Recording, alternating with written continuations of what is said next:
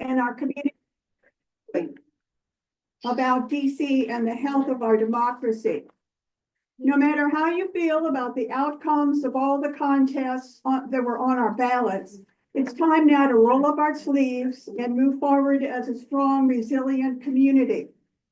We fully expect that there are going to be attacks on democracy, our institutions, and human rights in the months ahead, especially for our most vulnerable brothers and sisters in DC, people of color, the LGBTQIA community, women, children, and immigrants.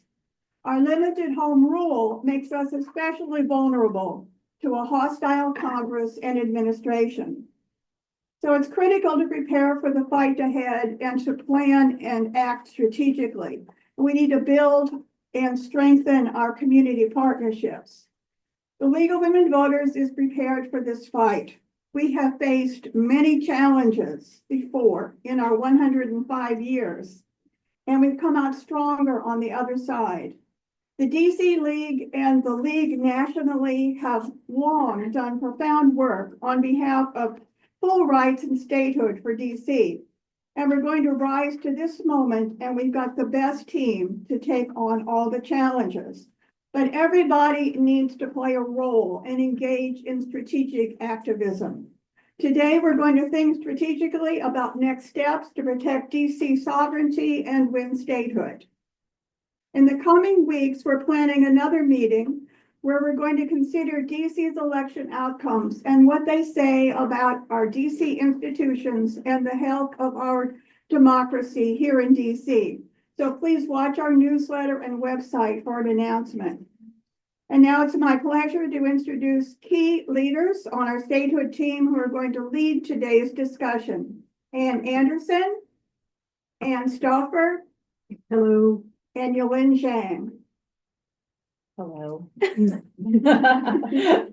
Okay. Thank you so much, Barbara, and thank you everyone for coming today. So as Barbara mentioned, I'm Yulin, and I've had the pleasure of working on our Full Rights and Statehood Committee for, I think, the last, actually more than 7 years now. So it was really Ann Anderson who brought me on board, and really lucky to work with such an amazing team here. And NASTAR is our longtime statehood supporter and started as an intern and has continued to work with us. So I see a lot of familiar faces and also some new faces. So welcome, Andrea, good to see you. We have done a lot of statehood activities really in the last 7 years that I've participated. So today I'm just going to speak a little bit about our engagement in the DC community and also nationally, what we've done, particularly over this last year.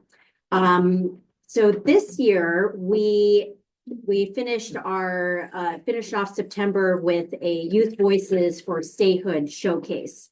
And I think some of you were there, and it happened at the ARC, which is in DC, and it's located in Ward 8. And for some of you who remember Barbara Garlock, who's out in the hallway, she did an amazing Quilts for Statehood showcase at the ARC a couple of years ago. So we went back to the ARC, and we wanted to continue the legacy of the Anacostia Coordinating Council, which is the ACC, a nonprofit organization that does a lot of amazing work in the community that's headed by Phil Pinnell. And because of our longstanding relationship with Phil and the ACC, they basically asked us to continue the Youth Voices for Statehood showcase. This year, we turned it into a showcase, not a competition. And Dante Cunningham, who's sitting up front, was so kind to come today, and he performed at our Youth Voices for Statehood showcase. So after I speak, he's going to perform one of his poetry that he wrote himself. So thank you so much for coming, Dante. But really leading up to our statehood Youth Voices for Statehood showcase, we've done events across DC in almost all of the wards. So last year we were we really wanted to bring the statehood story to each of the wards, and we kicked off in Ward 1 at the African American Civil War Museum. That we had a film screening, and we had a group of people there. So it was really wonderful. And in past years, we've also done a statehood conference where we brought together more than a dozen statehood organizations. Noah Wills was there speaking on one of our panels. I can't remember, Andrew, if you were there. Okay, so maybe you were, but we had a group of organizations there, and we probably had about 100 community leaders and residents there. But I want to read off a number of our accomplishments. And so I have a lot of stats. So I know you won't remember all of this, but I really want to show off all the stuff that we've done over this last year. So we had the League of Women Voters National Convention this past June. It was at the Hilton in this ward, in Ward 2.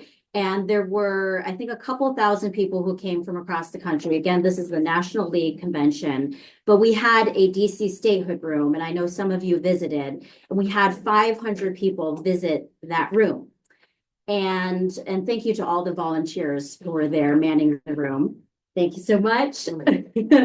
We rewarded you with some protein bars. But we had 500 people there, and we've had a statehood petition that we've asked people to sign on in support of statehood. We've done this in the past, but we wanted to do another one. So far, we've collected almost 3,000 signatures in support of statehood. And these are people from 48 states and also the District of Columbia and Puerto Rico. So thank you to all of those who've signed on. And then this piece of paper that I have, we created a template for the state and local leagues, basically stating their support for statehood. And so we've had 23 state leagues sign on resolutions, and Ann Stauffer is passing that out. 20, so you'll see which state leagues sign on in support of statehood. And then we've had 6 local leagues sign on in support of statehood. So thank you to all of those leagues in support. And some of you may remember too, in years past, prior to COVID, we actually traveled to different state leagues to present on statehood. And I know some of you were presenters too. So thank you for that.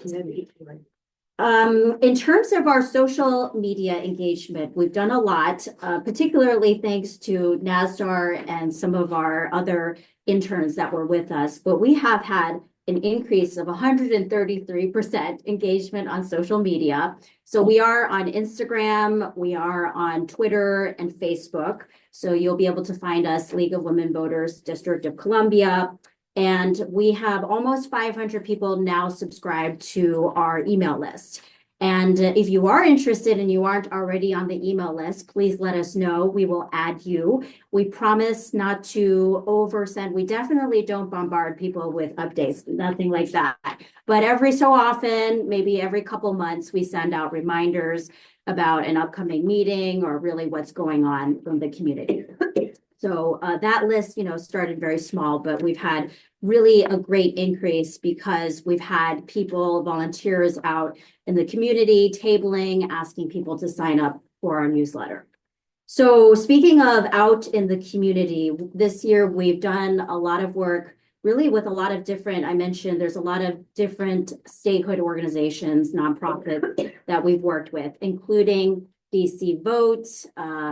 So I don't know if Kelsey may not be here, but Kelsey Adams is one of their leads there, and we've had a lot of wonderful collaborations with DC Vote.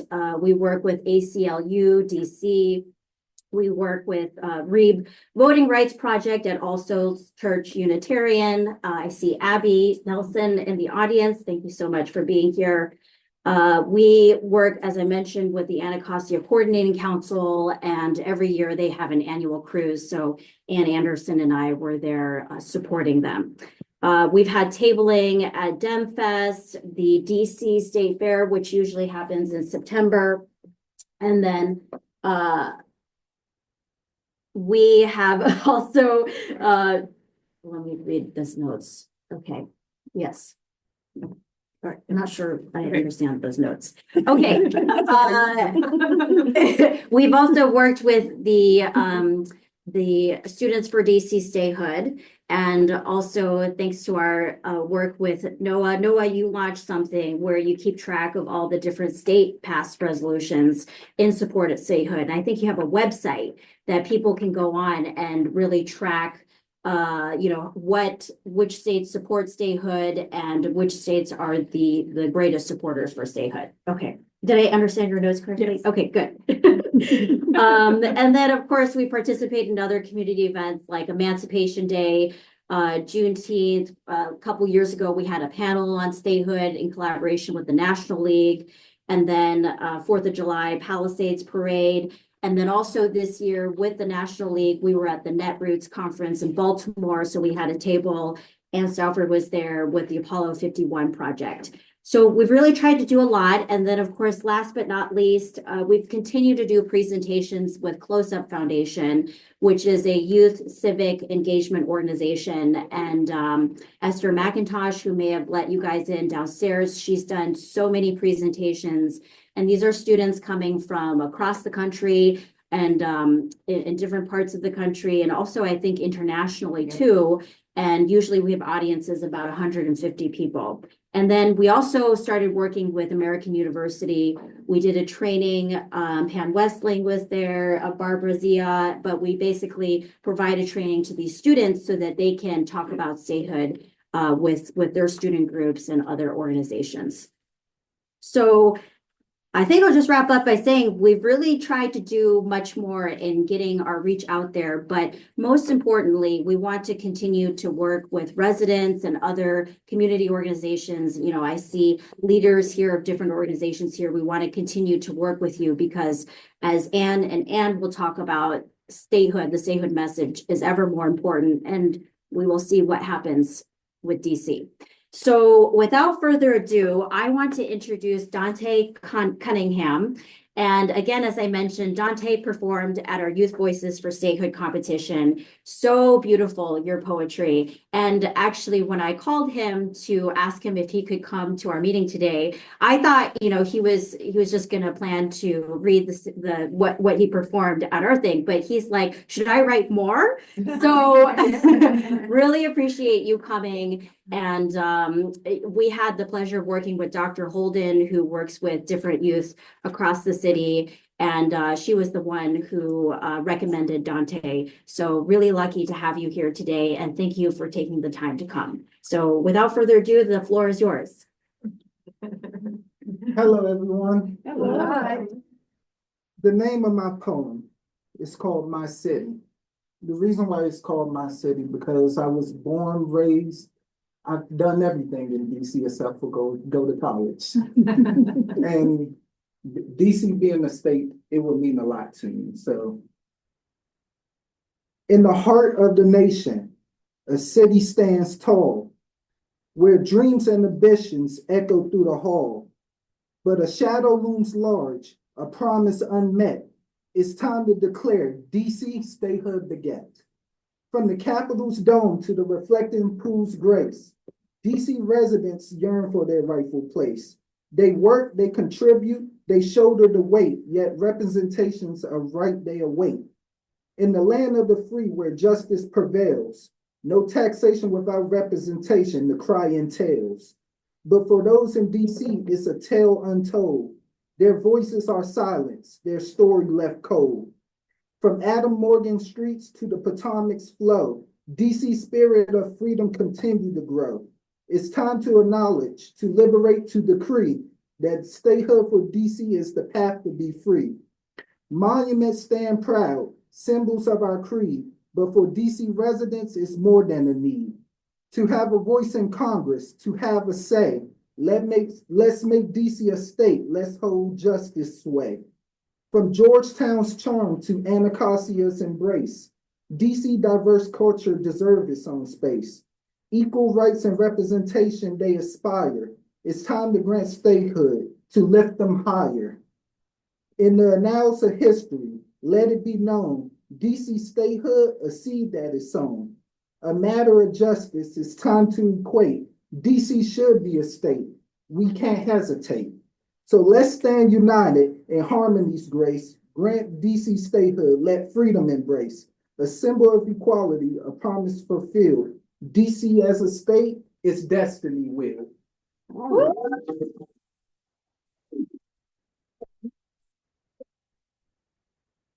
Thank you. Thank you so much. Thank you. Well, we hope you'll be able to stay for a little bit and, okay, great. All right, so, Yeah. Okay, I'm just gonna do one technical thing. I know folks on the Zoom were talking about turning up the volume. I can only do my best. We'll see if that works, but otherwise everyone needs to project. Like that. And you did a beautiful job. Yeah. I frankly got goosebumps. So thank you. Thank you for the goosebumps. Absolutely. So now for a individual who needs no introduction, Ann Anderson has been a leader and championing DC statehood for more than half a century, right? And knows DC statehood, the ins and outs very well, and has been a very influential leader in the statehood movement. So she is going to talk about the current state of statehood, along with Ann Stauffer, who has been following along, especially with the change in the political climate. So I'm going to pass it to Ann Anderson. Right. Thank you. Thanks, Yelin. And no, I'm very glad that Yelin was able to talk to us about what we've done. And now what I'm going to do right this instant is just to make sure that everybody is on the same page. So the first thing I'm going to do is I'm going to talk about limited home rule. Let's make sure we know what we're dealing with. So, you know me, I always like to go like from the beginning. So from 1874 to 1967, DC was governed by a presidentially appointed three-man commission, with one of those commissioners required to be from the U.S. Army Corps of Engineers, just for the record. Then President Johnson changed that structure and appointed one mayor commissioner, Walter Washington. And eventually Congress passed the Home Rule Act, and President Nixon signed it into law on December 24th, 1973. And he said that we ought to get some rights. I mean, Nixon was like, okay. The next year saw a referendum ratifying the home rule by DC residents and the establishment of a seat for a non-voting delegate to Congress. So we've been living under home rule for 50 years, okay? Now, what does home rule do? Well, it provides for a local government structure to run the day-to-day activities of the District of Columbia. We vote for a mayor, council member for each of the 8 wards, 5 at-large council members, including the chair of the council, and advisory neighborhood commissions, 1 for each of the 345 single-member districts. Then very recently, we've also been granted the opportunity to elect our attorney general. I am not going to review their duties. Will take forever. But the local government structure creates budgets, passes laws, provides comments that have great weight, that's the ANCs, on hyperlocal neighborhood issues, and protects and defends DC citizens and public safety. But all this work done locally is subject to review by Congress, who can amend or reject any measure passed by our local government. At first, all laws needed to be approved by Congress, but over the years, we've been able to get that changed so that all laws are subject to a congressional review period and will pass once the review period has concluded without any objection from members of Congress. So these review periods last between 30 and 60 days, depending on the type of law. And the days, be clear about this, are counted by the days that Congress is in session, not strictly calendar days. So our form of government is called limited home rule. Notice the limited. We also have a U.S. attorney for the District of Columbia that's appointed by the president, for whom we have no say in appointing, federal control over most of our criminal justice system, and we're not able to call out our National Guard without presidential approval. Remember January 6th, which gives the new administration more control than just repealing our laws or preventing us from spending money. The president can also declare an emergency and federalize our local police forces, our metropolitan police, for 48 hours. Let me also be clear that Congress can also and does pass any number of laws that affect only DC. And there's a list of some 80+ actions introduced in the current congressional session. So most have not been passed because of the divided government on the Hill. They may have passed the House, but then they died in the Senate. So that is my quick review of what we're living with right now. So now I would like to turn it over to Anne, who will proceed with our next set. Okay, great. Thanks, Anne. So as Yelin talked about, we've been working on statehood for a while, and we were actually very close. So for people on Zoom, here's my t-shirt, people in the room. We were included in a freedom package of 4 voting rights bills that were supported by national organizations like the League and ACLU, Public Citizen, Common Cause. We had a lobby day in the fall and said, we want voting rights bills, including DC statehood. We had enough momentum that Senator McConnell felt compelled to say that in this new Congress, there would be no new state created. He actually said that in the news. I can send out the link, but he was basically like, and there will be no new states. So that I took as a sign that we actually were like there was serious momentum. But now we are not only far away from statehood, but we are facing real threats to DC's self-government and our ability to live our values here in DC.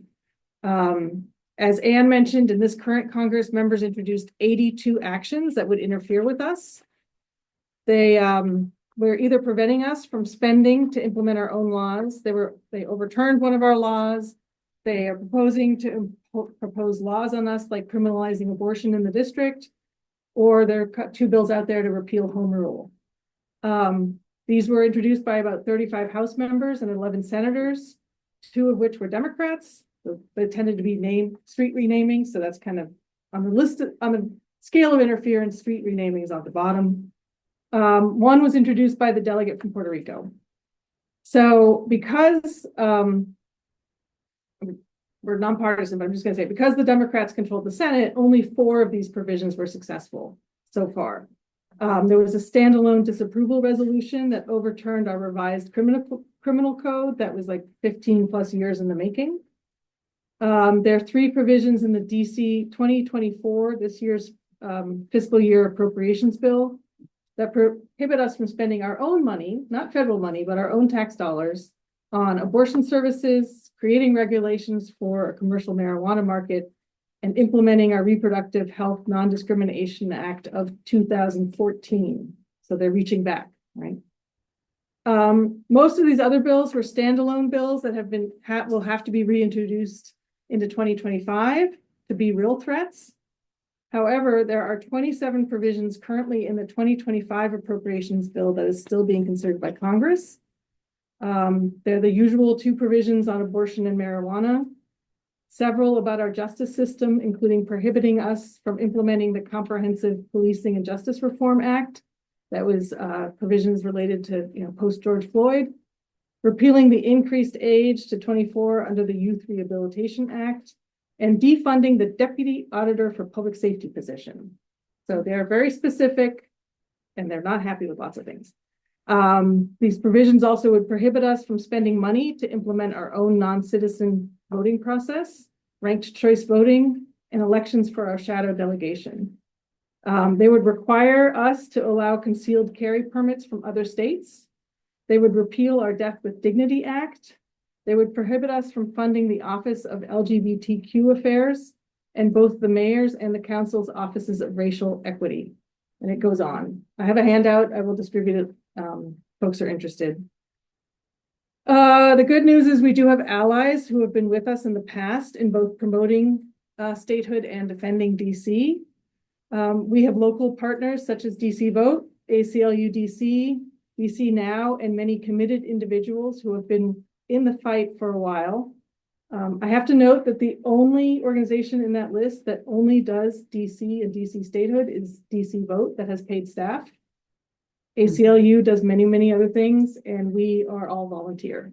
And many of the individuals like Noah who do this, do it as volunteers in their spare time when they're not working. So I think what I'm saying is this is people driven and we need people, right? There is no large statehood organization. There's no well-funded statehood movement unless we are it, or Defend DC movement, as it were.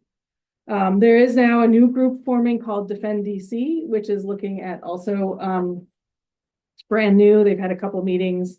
And so we know the organizers and have been talking with them as well.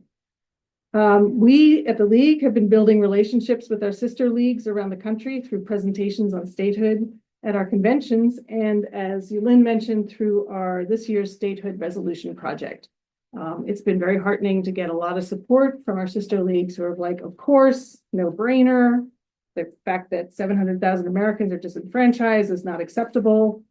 If only the rest of the country felt that way. And in Congress, we still have supporters. So while we are nonpartisan and believe in franchising Americans is nonpartisan, statehood and home rule supporters at this time are almost all Democrats. So in the House, 171 of our statehood bill sponsors, did I talk about how close we were? We had a statehood bill in the House and a statehood bill in the Senate, and the Senate bill had 46 sponsors and the statehood bill had 210. I mean, anyway, so 171 of those sponsors and 4 statehood supporters have been reelected. And there are 5 new members who've been elected who are statehood supporters. And we know that thanks to Noah's statehood pledge, because he reaches out to candidates running for office and asks them to pledge to support statehood. In the Senate, 44 of our statehood bill sponsors are returning, and 1 new supporter was elected. That's also Brooks from Maryland. And however, there are Democrats who have voted for bills that undermine home rule. 40 House members and 24 senators at least once, and there are 8 House members and 5 senators in the Democratic Party who have voted for every bill that undermines our self-government. So we have some work to do even with our supporters.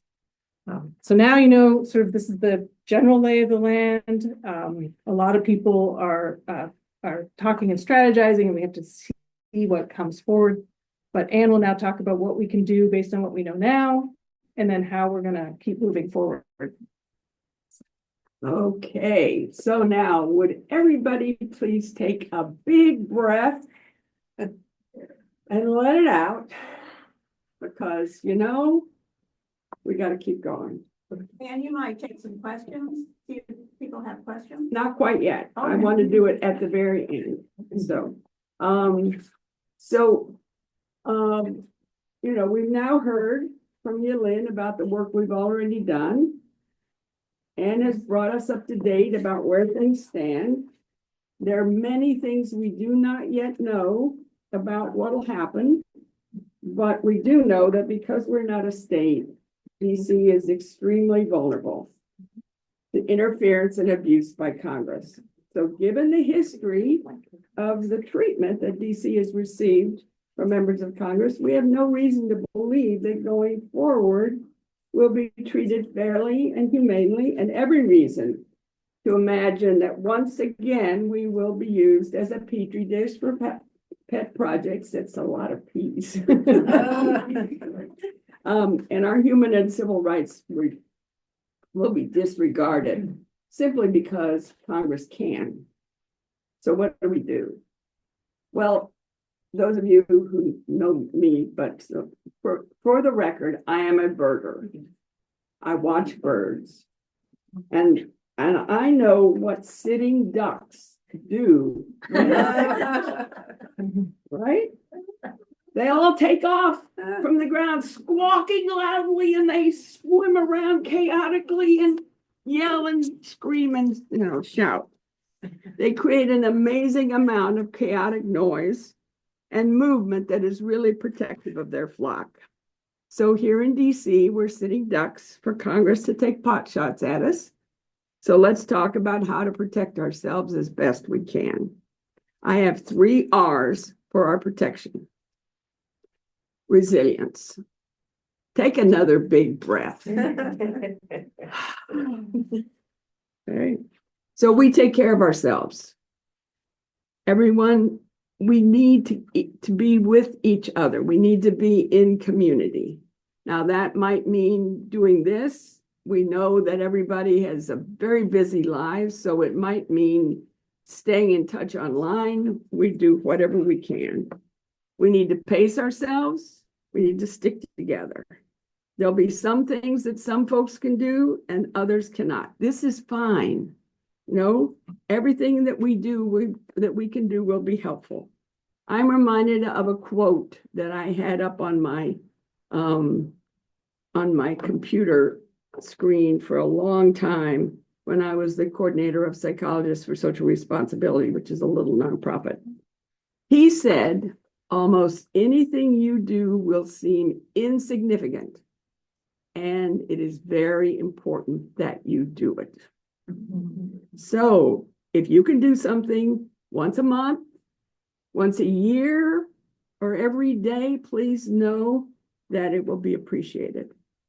Our full rights team will be working to provide us all with things we can do on a wide range of actions. Some will take a few minutes. Some will require participating in meetings and plannings, etc. Please take care of yourself and do what you can. Please keep in touch and we'll do our best to keep you informed. And if you want to join that planning meeting full rights team, let me know. And here's how to do that. Please write down my email, statehood@lwvdc.org. That's how you get in touch with us. So this is where you can send questions, concerns, information, ideas, statehood@lwvdc.org. Okay, now let's move on to the second R, resistance.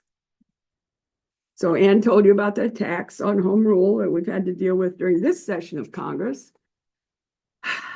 They will continue, and we need to take each attack as an opportunity to squawk. We'll be collaborating with our partners like DC Vote, Defend DC, ACLU, and other national organizations in the democracy space. There'll be some strategic planning and decision-making. You notice that I'm not talking right now about, okay, now we're going to go do this, because we don't know yet what we're going to, but we need to be ready. We can choose which battles to fight too. Our full rights team will be creating messages and on-the-ground responses and letting you know about them so you can help by taking actions in ways that work for you. So if you want to join the team of leaguers who are helping to think through our actions, please put join the team in the subject line and send your name and contact information to where? Statehood@lwvdc.org. I expect to be extremely busy catching all these emails. So we'll be in touch. So the third R is reach out. Now, without any vote in Congress and without states' rights to count on, our only option is to reach out to people who have senators and representatives who vote and who have exclusive jurisdiction over DC. And people who live in the 50 states do not realize that they have the power to affect how DC is treated.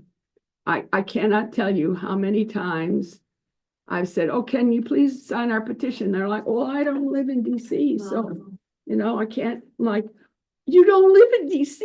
That's wonderful. Can you please sign our petition? Because you're the ones who have the power. So it was a perfect time to tell them that they're exactly the folks we need. And so when our team of speakers was traveling to talk about DC statehood to more than 30 states, one of the most effective ways of describing our status was to tell the audience And these were mostly leagues, you know, because we traveled to leagues in the 30 states. We were telling them that when they voted for senators and representatives to go to the Hill to represent their interests, guess what? They were also sending people to Congress who would then be in charge of me. What? In charge of me? My hometown, my budget, my laws. That's who they were going to do, what they were going to do. Their senators and their representative were going to be in charge of me, and I didn't have one. And people would go, I mean, their eyes would get wide, and they're like, and there was one woman who in the middle of this, you know, about this big, said, just burst out, that's un-American. So every attack on our limited home rule is an opportunity to tell our friends, relatives, social media network, etc., to know about what just happened. We'll be providing those messages and the information so you can reach out. Now, this is where we need your brain power, perspective, lived experience to help our small full rights team broaden our options for how to support DC statehood. We're going to break up into some smaller groups, and it's going to be interesting to do that here. But what we want to do is be able to brainstorm some things that you're thinking about that, you know, the 3 or 4 of us haven't had a chance to do. You know, so here's some questions that I have, like, you know, do you have a network that doesn't know about DC statehood? Are there other ways that you've used to make connections with people who live in the 50 states? What about ways to connect urgent concerns like climate change or gun safety to the need to make DC a state? You know, these are just a sample of possibilities that may be useful to explore. We need your help. And so I am hoping that what we can do is like just sort of, I mean, I was gonna sort of say 1, 2, 3, you know, like, but let's not try to do that. Let's just, you know, gather with each other. Could, like this group here, could you kind of corral, and then could you turn your chairs around and go over that way? And could you turn your chairs around and go over this way? And could those people in the back talk to each other? And we'll have what, about 15 minutes? Q&A first. Oh yeah, let's do Q&A. You're right. Thank you. Yeah, let's do Q&A, and then we'll break up. Good idea. I forgot.